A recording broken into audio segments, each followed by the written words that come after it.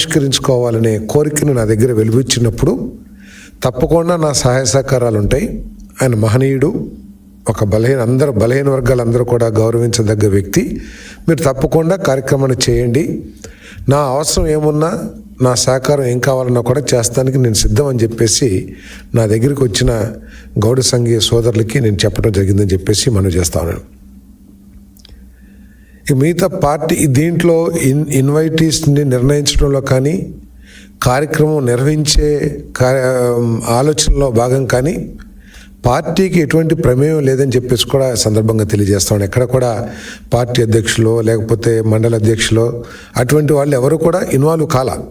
కేవలం గౌడ సంఘీయులు, వాళ్ళు గౌడ అధ్యక్షులు, గౌడ సెక్రటరీస్, గౌడ కోశాధికారులు, గౌడ వైస్ ప్రెసిడెంట్, జిల్లా అధ్యక్షులు, మండల అధ్యక్షులు, నియోజకవర్గ వాళ్ళు మాత్రమే ఈ కార్యక్రమాన్ని డిజైన్ చేసుకుని చేస్తడం జరిగింది. 9వ తారీఖు 8వ తారీఖు నా దగ్గరకు వచ్చి వాళ్ళు డేటు ఫిక్స్ చేశారు.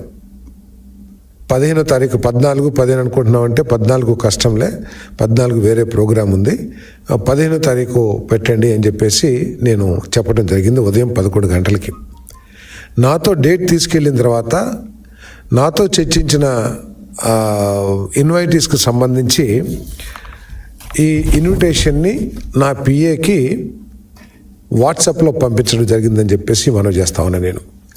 నేను ఇది కూడా అడిగాను, ఇది కాకుండా ఇంకేమైనా పంపించారా ఇన్వైటీస్ గురించి అని చెప్పేసి నేను పిఏని అడిగితే ఇంకేం పంపించలేదు సార్.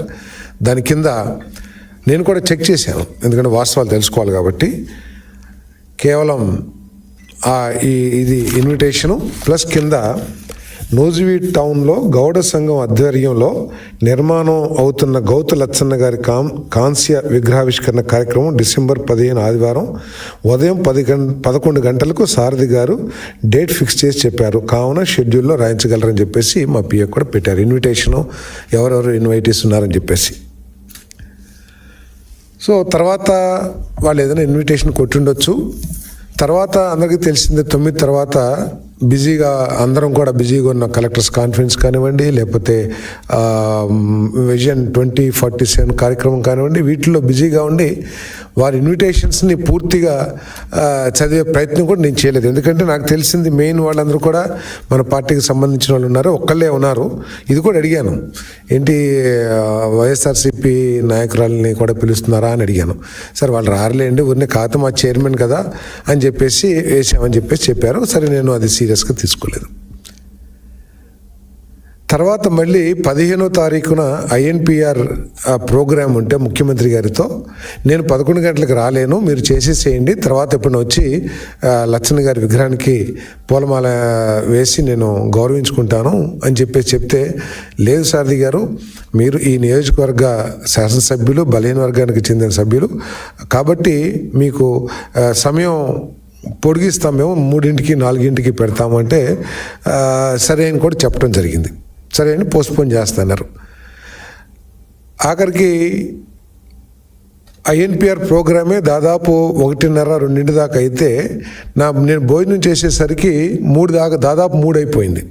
అయిపోతే ఆ కార్యక్రమానికి సరే తర్వాత వెళ్దాంలే అని చెప్పేసి నేను కొంచెం వెళ్ళొద్దని నిర్ణయం తీసుకున్న తర్వాత మన పెద్దలందరూ కూడా 1-2 సార్లు మేము వెయిట్ చేస్తున్నాము, శిరీష్ గారు నేను వెయిట్ చేస్తున్నాము అని చెప్పేసి నారాయణ గారు చెప్పడం కానీ, లేకపోతే మన కార్యకర్తలు చెప్పడం కానీ, అప్పటికప్పుడు బయలుదేరి వెళ్ళి నేను ఆ కార్యక్రమంలో పంచుకున్నాను. ఆ కార్యక్రమంలో ఆయన్ని సడన్గా చూసి నేను కూడా షాక్ గురయ్యానని చెప్పేసి నేను మనవి చేస్తాను.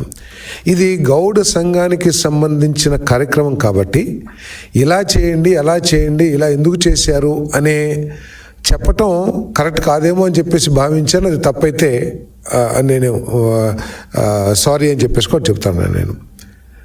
సో ఇక్కడ ఆలోచించాల్సింది ఏమిటంటే, వైఎస్ఆర్ కాంగ్రెస్ పార్టీ నాయకులు చాలా స్పష్టంగా ఉంది, ముఖ్య ఇన్వైటీస్ అందరూ కూడా తెలుగుదేశం పార్టీ నాయకులు. ఈ విధంగా ఇటువంటి కార్యక్రమాల్లో వచ్చి వారు కావాలంటే 11ంటికి ముందు ఫిక్స్ చేశారు కాబట్టి అప్పుడైనా వచ్చి వెళ్ళొచ్చు, లేదా తర్వాతైనా వచ్చి వెళ్ళొచ్చు. వీరందరికీ కూడా తెలిసిందే, ఇంతకుముందు లోకేష్ గారు మీటింగ్ పెడితే టెలికాన్ఫరెన్స్ ఏ విధంగా ఇంక్లూడ్ అయిపోయి ఇటువంటి చిల్లర చేష్టలన్నీ కూడా వారికి వెన్నతో పెట్టిన విద్య. తర్వాత నాకు జోగి రమేష్ గారికి వ్యక్తిగత బలమైన సంబంధాలు ఏమీ లేవని చెప్పేసి కూడా నేను చెప్తా ఉన్నాను. నేను అక్కడ మినిస్టర్గా వచ్చినప్పుడు కూడా నా మీద ఏ విధంగా స్క్రోల్ చేసింది, నా ఇన్వాల్వ్మెంట్ లేని విషయంలో ఏ విధంగా స్క్రోల్ చేసి నన్ను ఇబ్బంది పెట్టిన విషయాలు కూడా ఉన్నాయి. ఇవన్నీ కూడా అనవసరమైన సబ్జెక్ట్ అయినా కూడా నేను ఊరినే కార్యకర్తల కన్జంప్షన్ కోసం నేను తెలియజేస్తా ఉన్నాను. ఇది ఉద్దేశపూర్వకంగా జరిగింది కాదు. ఇది నేను ఆలోచించింది ఏమిటంటే, గౌడ సంఘీయులందరూ కూడా ఎంతో అభిమానంతో ఎంతో గొప్పగా అక్కడ దాదాపు ఒక 300-400 వెహికల్స్తో ర్యాలీ అన్నీ పెట్టి గొప్పగా చేసుకుంటున్నారు. కాబట్టి వారికి మనం సహకారం అందిస్తే మన పార్టీకి గౌడ సోదరుల సపోర్ట్ ఇంకా పెరుగుతుందని చెప్పేసి నేను ఆలోచించాను తప్పితే వేరే విధంగా ఆలోచించలేదు.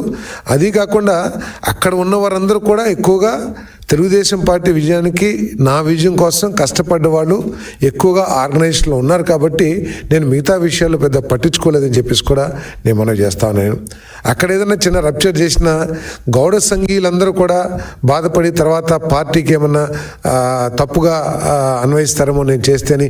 సరే, ఇదంతా కూడా ఏంటంటే ఊగిస్లాట్లో నేను ఏమి చేసి ఉండకపోవచ్చు. కానీ నేను ఇక్కడ మనవి చేసేది ఏంటంటే, నేను తెలుగుదేశం పార్టీ సిద్ధాంతాలని, చంద్రబాబు నాయుడు గారి నాయకత్వాన్ని, లోకేష్ బాబు గారి నాయకత్వాన్ని బలంగా నమ్మతమే కాకుండా వారిద్దరూ కూడా నాకు చాలా ఎక్కువ గౌరవం ఇచ్చి నా గౌరవాన్ని పెంచిన విషయాన్ని నేను ఎప్పుడు కూడా మర్చిపోనని చెప్పేసి మనం చేస్తాను. నేను ఎల్లవేళలా వారి నాయకత్వాన్ని, తెలుగుదేశం పార్టీ కార్యకర్తల మనోబలాన్ని పెంచడానికి, వారి సమస్యలు పరిష్కరించడానికి, పార్టీ బలోపేతం అవడానికి మాత్రమే నేను పోరాటం చేస్తానని చెప్పేసి మనం చేస్తాను. ఎక్కడ కూడా ఏదో ఒక పత్రికలు రాశారు తాను వీరు అని చెప్పేసి, ఆ తానులో నుంచి నన్ను నేను చించుకుని